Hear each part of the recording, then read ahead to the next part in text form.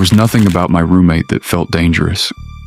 At first, Ken actually seemed normal, quiet, polite, a little strange maybe, but nothing alarming. I was studying abroad in Sapporo during the winter of 2021, staying in a university share house near the western side of the city.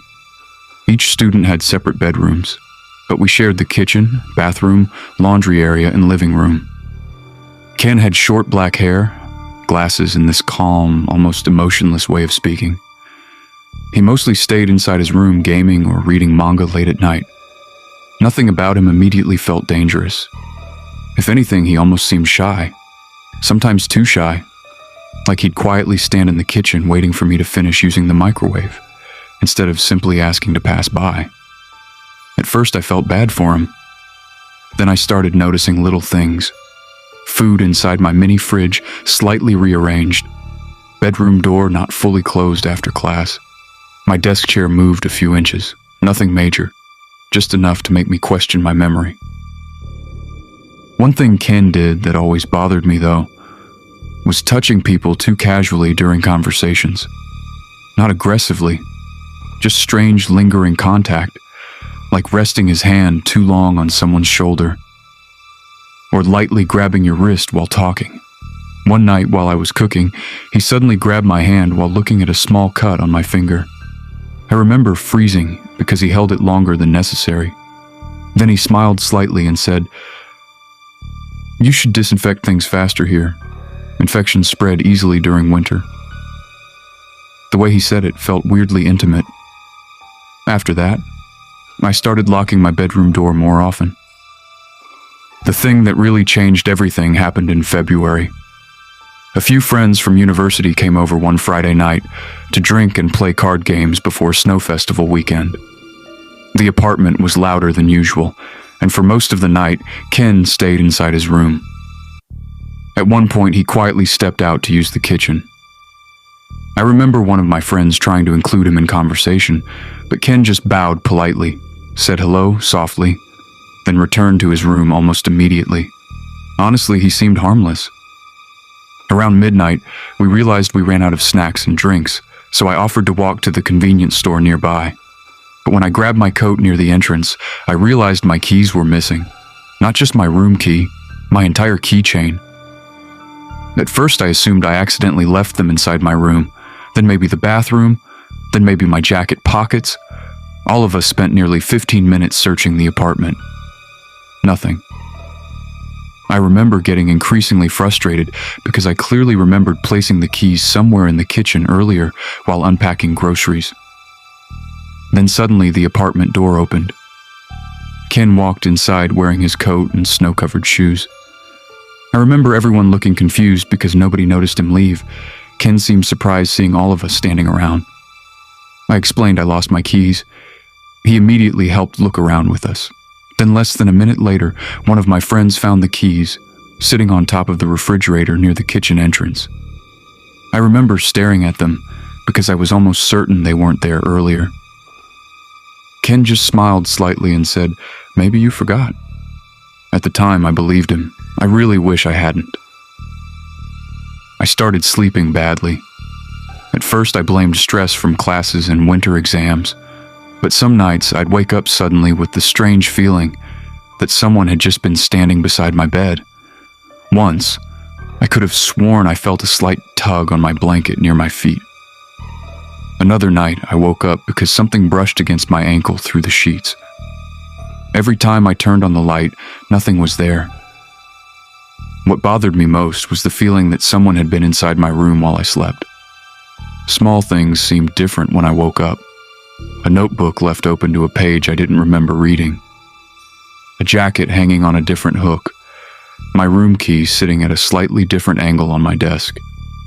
None of it was enough to prove anything, but it was enough that I started checking my lock several times before going to bed. A couple weeks later, I told Ken I was thinking about transferring universities after the semester ended. Not because of him, mostly financial reasons. Tuition and living expenses were becoming difficult, and I was considering returning to the US earlier than planned. The moment I mentioned it, something about Ken changed. He became intensely focused. He kept asking questions. Where would I go? When? Had I finalized it? Couldn't I stay one more year? I let him know I have decided and will go as planned. Then one night he entered my room while I was organizing paperwork for transfer applications. He was holding scissors and cutting documents for one of his classes while talking to me. He sat near my desk, casually cutting paper into thin strips while asking if I was serious about leaving. I remember the sound more than anything. Fast, repetitive cutting. The scissors looked unusually sharp under the desk lamp. I told him again that finances were difficult and I probably didn't have a choice. That's when he suddenly grabbed my wrist. I immediately froze. He kept holding the scissors in his other hand while staring directly at me. Then he said, "I can help you." I laughed nervously and told him it wasn't something he could fix, but he tightened his grip and said, "No, stay here with me. We'll figure it out." The way he said "with me" made my stomach drop. I tried pulling my hand back, but he won't let go. My heartbeat started racing. The scissors kept opening and closing in his other hand while he talked. He kept insisting, "You don't need to leave. You'll like it here eventually. Just say yes." His eyes becoming bigger, staring hard into me, not blinking. At that point, I genuinely got scared. The second he loosened his grip slightly, I pulled away and rushed out of my room and ran toward the bathroom in the hallway. I locked myself inside immediately. At first, there was silence outside. Then I heard footsteps, and then the doorknob started turning. Slowly at first, then harder. I remember shouting for him to stop. But Ken kept trying to force the handle open while saying, "We're just talking. You're overreacting. Open the door." The bathroom lock started shaking harder. I realized my phone was still inside my room, so in complete panic, I climbed onto the sink and pushed open the small bathroom window facing the courtyard outside. I started screaming for help, not even specific words, just yelling as loud as I could. A few students and one older dorm supervisor happened to be outside near the vending machines smoking and talking when they heard me. The moment Ken realized people heard my screams, the doorknob suddenly stopped moving. A few minutes later, the dorm supervisor unlocked the apartment using emergency access keys. Ken was already back inside his own room, sitting calmly at his desk like nothing happened. Campus administration later discovered that multiple residents had reported missing keys over the semester. Apparently, someone had been secretly duplicating them at a nearby hardware shop near the station. Ken was removed from the share house shortly after that. Thankfully, that was the last time I heard about him. Even now, years later, I still lock my bedroom door the second I enter my apartment, even when I'm completely alone. I also ensure to install an internal manual lock on every apartment I stayed in.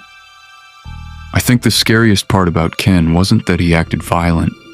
It was how calm he stayed the entire time, like none of what he was doing felt wrong to him at all. While I felt like my life was put in danger at one point, I still think about how differently that night could have ended if the other students weren't outside the dorm when I shouted for help.